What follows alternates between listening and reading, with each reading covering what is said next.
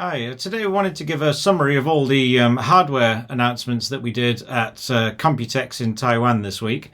So we'll go through the sort of outline, the order. We'll talk about the new NAS we're launching first of all. We'll move into some accessories, cover some switches. We're launching a couple of new switches, and also finally we'll wrap it up with some expansion units that we're doing as well. So here's the sort of full product lineup that we do. At the top you've got all the enterprise units. Toward the bottom we've got some SMB units. At the top right is the new item here. So that's the TSH-1277 AFX, available toward the end of the year. Anything that I highlight as new we're going to go through in more detail as well, so I've got spec pages on them for you. On the right hand side there in the SMB range we've got the TS-765EU, which is an Intel Atom short depth rack mount. Talk about that one.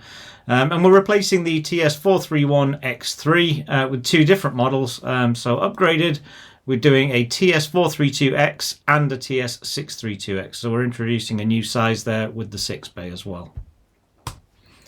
And for the home lineup, we've got the TS216G. We did previously announce this, I think. So this is coming out anytime this month. We're getting the first stocks of these units to start selling, which is an ARM-based unit with AI acceleration and 2.5 gig, but we'll go through that in a bit more detail for those that didn't see the previous announcements on it.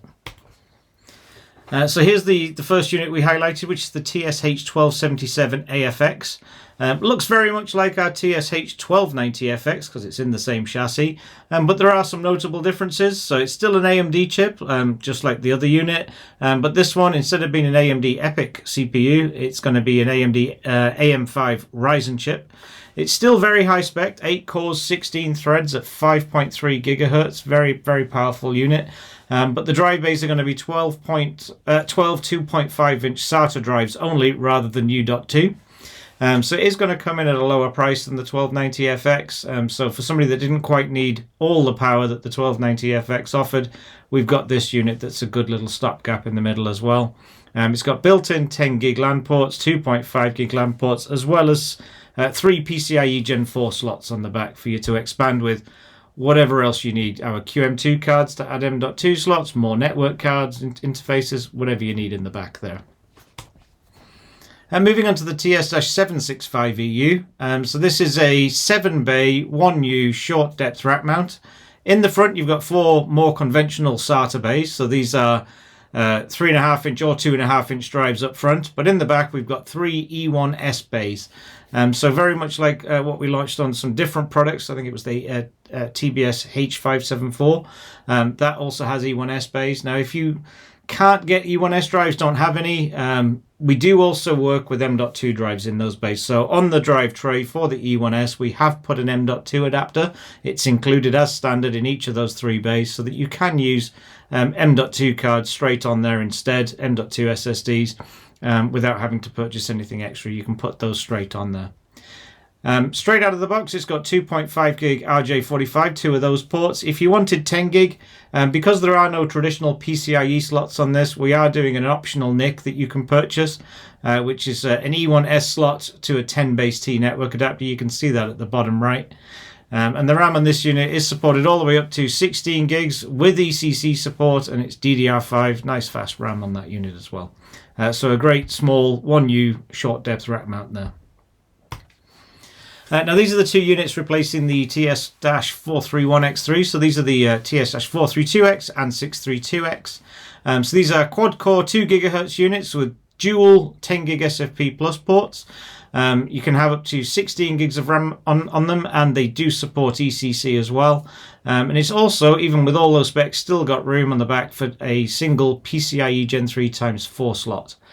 So it is an ARM-based CPU, very much like the TS431X, just with a slight upgrade in performance and the PCIe lane, so we can add more functionality in different areas. And here's the TS216G, part of our home lineup. So it's the lowest cost 2.5 gig 2 bay QNAP we've ever done. And it's also got a built-in NPU for AI acceleration for things like facial recognition, object detection, things like that. So if you are using CRQ Magi software, or, it's able to speed up the recognition on those by having the built-in NPU there for that. If you were to use up to two 22 terabyte disks in this, I guess soon to be announced with 24 terabyte disk support, you can have around 20 terabytes of usable capacity even with RAID 1 enabled. So a lot of capacity available in quite a small footprint. So moving through the accessories, at the top right, we've got the new AI accelerators. So we do this in two types. We've got an M.2 and we've got a USB 3 version. We'll talk about them some more. A new QDA adapter at the bottom, so it allows you to use M.2s inside U.2 slots. And we've got quite a few new network adapters that are USB 4 based. So we'll go straight into those. So the bottom left, they look quite familiar, but these are actually new devices. So they're still single 10 gig on both. One is 10 gig copper, one is 10 gig fiber.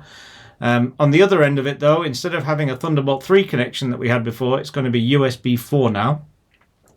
And we're also doing 5 different versions of it. So we've got single 10 gig copper, single 10 gig fiber, dual 10 gig copper, dual 10 gig fiber, as well as the brand new unit with the two 25 gig ports on there as well. Now these are all fanless design, silent, nice and quiet.